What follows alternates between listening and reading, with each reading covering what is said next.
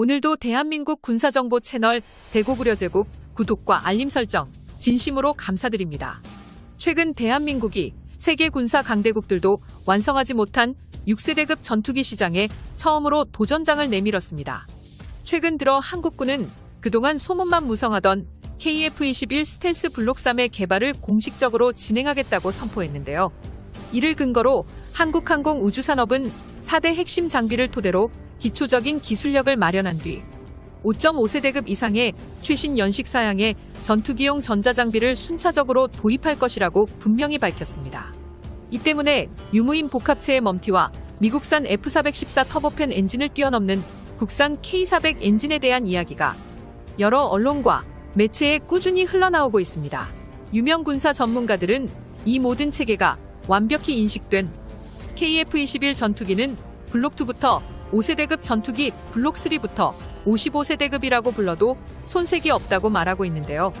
또한 이 모든 체계가 6세대기의 필수 요소들이므로 한국이 보라매에 대한 양상과 동시에 6세대기 개발을 준비 중일 것이라 주장했습니다. 현재 한국이 6세대 전투기에는 반드시 확보해야 하는 기술이 있습니다.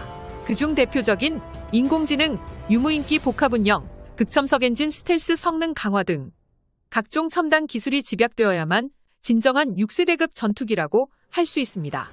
이미 여러 국가들이 6세대에 필요한 기술을 연구 중이지만 이 모든 기술을 균형적으로 개발 중인 나라는 사실 미국을 제외하면 대한민국이 유일하며 현재 미국에선 중국의 위협이 급속도로 부상함에 따라 우리의 6세대기 개발을 도울 것이라는 분석으로 인해 중국과 일본이 큰 충격에 빠졌는데요. 현재 미국은 F-35를 개발하는 합동타격기 사업 JSF를 무리하게 추진하다가 우방국의 신뢰를 잃었습니다. 그래서 미국이 6세대 개발 시장을 선도하고 있음에도 미국의 후방국들이 각기 다른 6세대기를 개발하고 있는 상황인데요. 그래서 미국 내에서도 더 이상 미국을 중심으로 무기를 개발해서는 안 된다는 자성론이 새롭게 등장하고 있습니다. 중국이나 러시아 같은 적대국을 상대하기 위해서는 우방국이 미국에 무기를 사도록 강요하는 것이 아니라 우방국이 필요한 기술을 제공해 독자적인 자립심을 일으켜야 한다는 것이 이번 미국 정부의 주된 논리였는데요. 이 의견대로라면 미국의 주적인 중국과 붙어있는 대한민국이 6세대 전투기 개발에 미국의 지원이 크게 늘어날 것이라는 분석입니다. 반면 다른 나라들은 미국이 지원할 이유가 적은 데다 국방산업이 크게 쇠퇴해 제대로 된 6세대기를 만들기 어려운 상황인 게 현실입니다. 그래서 한국이 6세대기 개발 경쟁에서 선두주자가 될 수 있다는 것이 일각의 주장입니다. 그렇다면 대체 다른 나라들의 6세대기 개발 계획이 어느 정도길래 이런 이야기가 나오는 것일까요? 2022년 현재 지구상의 모든 강대국들이 치열하게 다투고 있는 6세대 전투기 개발 경쟁에 대해 알아보겠습니다. KF-21 최종 버전이 5.5세대 전투기로 나올 것이라는 전망에 힘이 실리고 있습니다. 공식적으로는 블록체인 개발조차 발표하지 않았지만 전문가들은 대한민국이 그 이상의 계획을 준비하고 있는 것으로 보고 있습니다. 먼저 한국은 최고 수준의 4.5세대 전투기인 KF-21 보라매 블록2를 낸 뒤 미리 준비해둔 내부 공간을 활용해 스텔스 5세대 전투 무기인 블록3로 업그레이드할 예정입니다. 그 뒤에 유무인 복합 전투체계 구현 등을 통해 6세대기의 수혜 기술을 제한적으로 보유한 5.5세대기로 개량하고 경험을 쌓습니다. 그 속을 더 들어가 보면 정말 대단한데요. 전투기 조종사가 무인항공기를 통제해 함께 작전하는 기술은 이미 70% 이상 개발이 완료됐다는 평가를 받고 있습니다. 국방과학연구소 관계자는 무인 스텔스 개발 과정을 3단계로 나눈다면 그중 2단계는 이미 끝났고 3단계를 마무리 중이라고 밝히기도 했는데요. 이뿐만이 아닙니다. 그동안 우리 국민들의 뜨거운 화두로 떠올랐던 국산 엔진도 준비되어 있습니다. 우리 군은 이미 터보팬 엔진을 상당 수준 국산화하는 데 성공했으며 6세대에 들어가는 엔진에 쓸 추진체 역시 확보한 상황입니다. 엔진 전문가들은 내년 시험 발사를 통해 듀얼모드 엔진의 성능이 입증되면 극초음속 전투기 엔진 개발에도 해당 기술을 적용할 수 있다고 전합니다. 이처럼 우리의 6세대기 개발 능력은 매우 현실적이고 구체적인 수준에 도달해 있는 상황입니다. 게다가 이에 더해 여러 군사 전문가들은 한국의 6세대 전투기 개발을 미국이 적극적으로 지원해줄 가능성도 높다고 전망하고 있습니다. 미국은 1990년대부터 JSF 프로그램으로 함께 개발하는 전투기 개발 사업을 추진했습니다.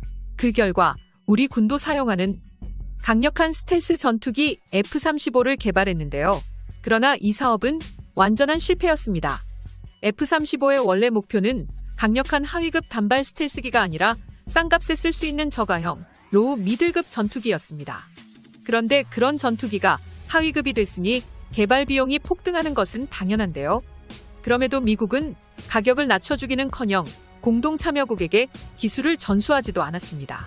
기밀을 유지하면서 개량할 때마다 막대한 비용을 지불하도록 강제했는데요.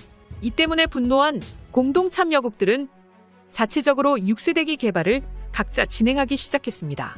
그 결과 미국의 동맹국들이 우리 같은 기술 개발에 중복 투자하면서 예산을 낭비하게 됐고 동맹의 총전력이 크게 감소하게 되는데요. 미국의 여러 전문가들은 이런 상황들로 인해 중국과 러시아를 견제하던 힘이 약화됐다고 보고 있습니다. 문제를 해결하기 위해 중국과 러시아 등 미국의 경쟁자에 맞서는 동맹에게는 적절한 기술을 제공해야 한다고 주장 중인데요. 만약 이들의 힘이 더 강해질 경우 미국이 한국의 6세대기 개발을 돕는 것도 충분히 현실화될 수 있다는 것입니다. 그런데 한국의 주적인 중국과 일본은 대한민국이 무모한 도전을 한다며 진심으로 조롱하고 있습니다. 한국의 입장에서 보면 KF-21 6세대화를 두 눈앞에서 성공시켜 제대로 참교육해줘야겠는데요. 특히 일본에서 우리를 많이 비웃고 있습니다. 일본은 현재 영국과 6세대기 개발을 위한 협업을 하고 있는데요. 이렇게만 보면 일본이 우리를 무시하는 게 당연할 수도 있습니다. 그러나 실상은 전혀 다릅니다. 일본의 차세대 기기에서 현재 제대로 공개된 것은 엔진의 설계가 전부이며 그마저도 너무 현실성이 떨어진다는 평가를 받고 있습니다. 그래서 매번 엄청난 것을 만들겠다며 초고가의 최첨단 장비로 설계를 짜다가 정작 실물은 실수투성이를 내놓은 과거의 사례를 반복할 게 뻔하다는 것이 군 전문가들의 판단인데요. 게다가 이번에 개발하는 일본산 F-3는 개발 난이도가 F-2와 비교하지 못할 정도로 크게 높아졌습니다. 5세대 개발 경험도 없이 미국도 쩔쩔매는 6세대기를 만들겠다고 선언했기 때문입니다. 이 정도면 그냥 가망이 없다고 보는 편이 맞습니다. 이처럼 현 시점에서 한국보다 앞서 6세대 전투기를 개발하겠다고 나선 적대적인 국가들은 많았지만 이제 비교가 안 되는 수준의 기술력에 불과합니다. 하지만 꾸준히 개발을 추진한 미국을 제외한다면 가장 먼저 6세대기 개발을 할 수 있는 첨단 기술력을 확보한 나라는 한국밖에 없다는 것이 세계 군사 전문가들의 의견입니다. 여러분의 생각은 어떠신가요? 시청자님의 의견을 댓글로 남겨주시기 바랍니다. 여러분의 좋은 의견이 좋은 영상을 만드는데 많은 힘이 됩니다. 여기까지 대고구려제국이었습니다. 땡큐 포 와칭.